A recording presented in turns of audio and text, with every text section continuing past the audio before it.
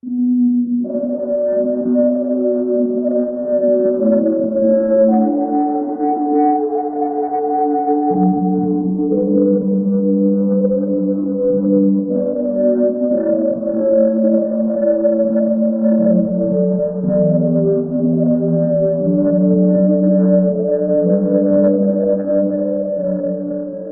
guys, welcome back to the channel. So I'm really excited. Today I'm going to be showing off a brand new VST that's just dropped pretty recently.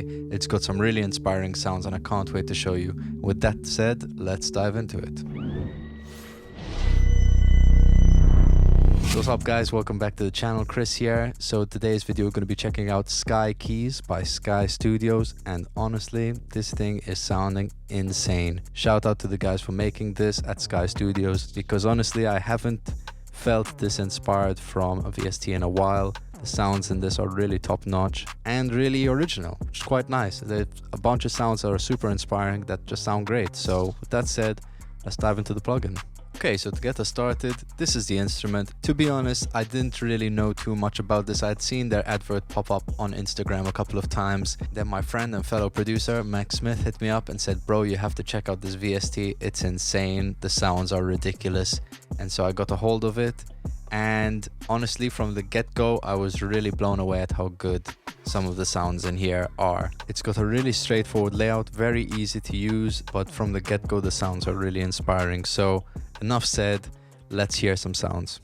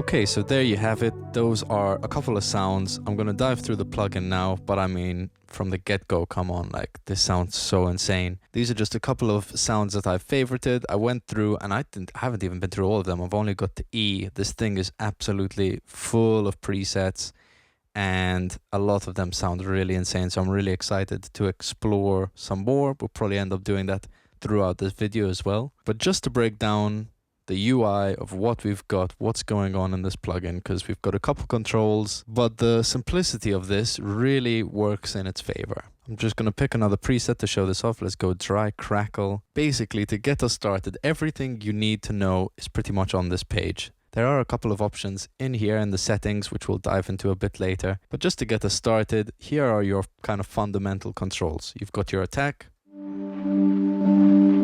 your release, right? And then you have a start point for the sample, right, where you want the sample to actually start. And then at the bottom here, we actually have a loop section, which is one of the things you can find in this menu. There's a loop mode over there, which you can turn on and off. Otherwise, we'll just play through the sample once and then end. So moving down from there, I'm going to go from right to left because I think it gets more interesting as we move further to the left side. You've got your bog standard reverb,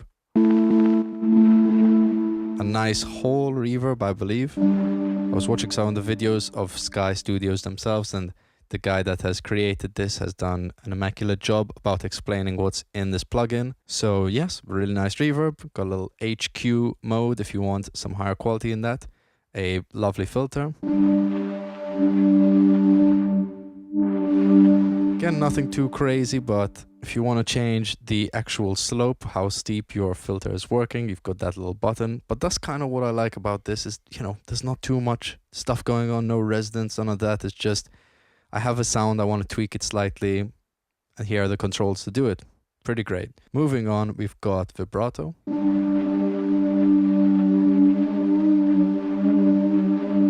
So you can hear there the vibrato is quite almost sequenced. It's got a pattern going on.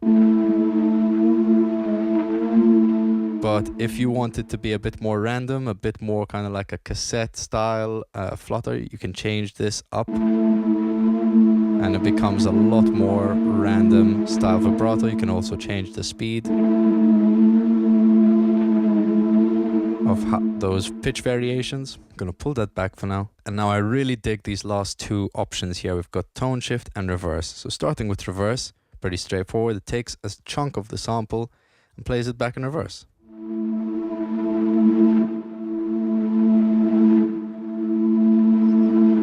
You can hear there's a little fade in there. We've got control for that.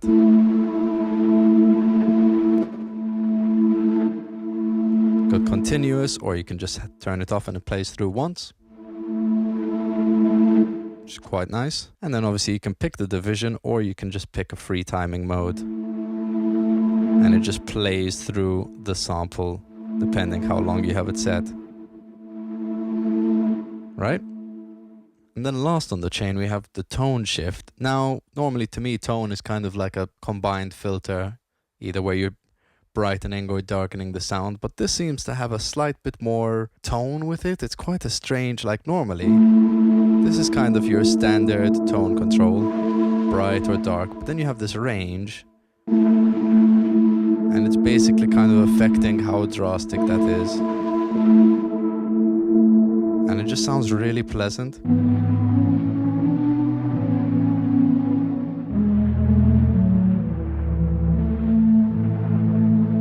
Really nice. And that's the majority of your controls. If we dive into the settings, you've got things like transpose, the loop, we've got the voices. So if you want it to be a monophonic thing, you can pull that down, or if you wanted to almost act like a Juno or something and have some less voices, you could go to 6. And then it will, you know, limit the amount of notes you can play, or you can just crank that up to 12 being the max. We have the pitch bend range, which is nice. I would probably keep that on 2 myself because I like those major bends. After that you've got your glide note start, your glide legato. If I did want to slide between the notes, I could crank that up. Stereo doubler. So your stereo doubler, that works when you turn on the stereo up here, and you can hear now it's playing in kind of a mono mode. But then if I turn on the stereo, if you're hearing on headphones or speakers, you can hear it kind of widen slightly. And if I crank that, I'll do it with one note, it should be a bit easier to hear. You can hear the note is randomly panned. So really nice. So if I'm using chords,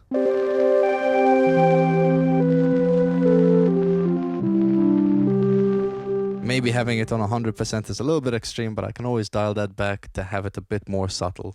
But a really nice effect to just make those more mono sounds a bit more wide.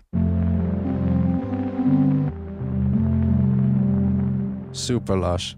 Rotate left and right if you want to swap the sides. And then after that we've got velocity range, basically a velocity curve for how much you want your keyboard to react to the velocity. We've got the pan spread. So if I have it on 0, you can hear we're pretty mono down the center, but if I start to turn this up, you can hear the notes are now just panning left to right. And again, if you're playing single notes, it might be a bit disorienting, but if you play chords,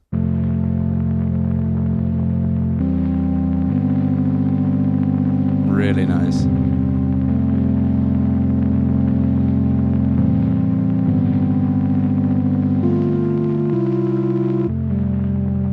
super lush. And then lastly, humanize velocity and timing. I assume this is adding a little bit of randomness to either the velocity and the timing.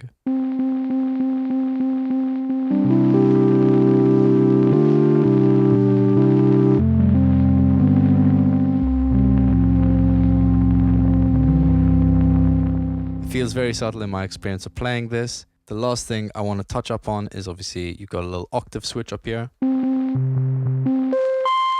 If you want to change that, you've got your stereo mode, which we've gone over, and then there's overlap. Overlap is quite an interesting feature. Basically, it's almost like having a monophonic mode, but not monophonic because it works on chords, but more in the sense, I've got overlap on right now, and I'm going to play a chord. I'm going to play another note after it. You can hear all those notes ring out. But if I turn this off, play a chord, and then stick a note in there, they don't overlap, they cut each other off.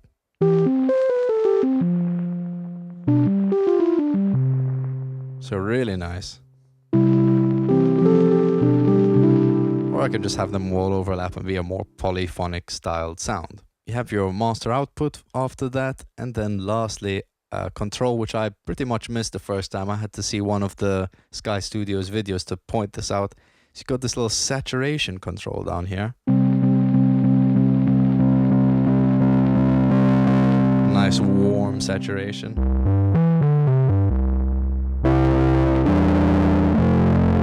Obviously I've got it cranked on full fat right now, but we'll bring that back. Just adds a real bit of nice warmth to that sound.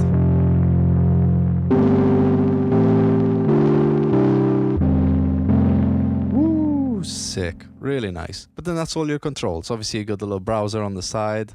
Oh, and you can stick your own samples in there. Oh, I didn't know that. That's quite a nice little feature.